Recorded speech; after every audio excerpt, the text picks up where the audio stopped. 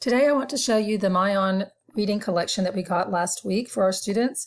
You'll need to go to the link provided in your Google Classroom and use the username and password there, but if you can't find it, just email your teacher or email me and I'll help you out. This is a great source. It has over 6,000 high-interest books. It also has the daily news from News-O-Matic, and you can always go back and read the days before if you missed a day.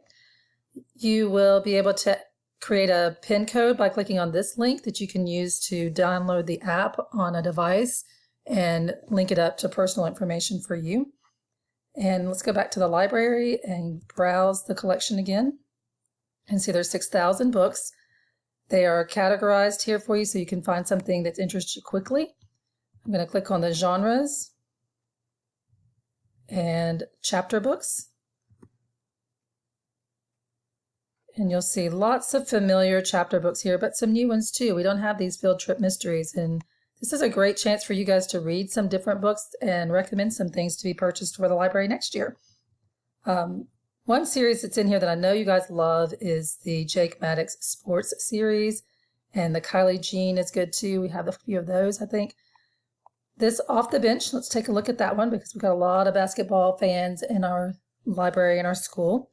So when we click on the title, it's going to give you an overview of what that book's about, the reading level, the series, and any of these things when you click on them will take you to more collections like that. So if I clicked on this link, I would get all the other Team Jake Maddox sports stories to read, how long the audiobook is, and how many pages it is. So that helps you know if this is a book you want to read or not.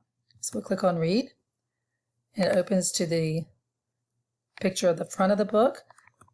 Click Start the book, and then you just use the arrows on the right and the left to navigate through the book just like you would turn the pages. You can have the book read aloud to you, or you can read it on your own. If you read aloud, you click this button down here on the bottom left.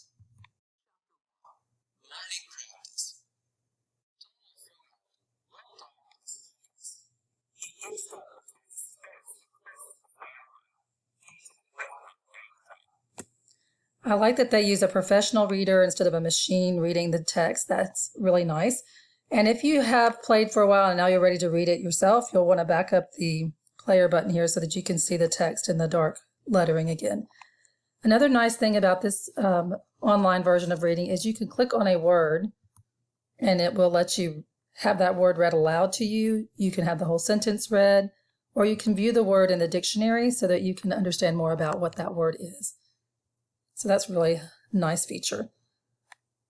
There are also some other pages that you can look at after you finish reading the book. You might want to go to this discussion questions section, and that will give you some things to think about what you just read, some writing prompts, and sometimes even some nonfiction to learn about the book.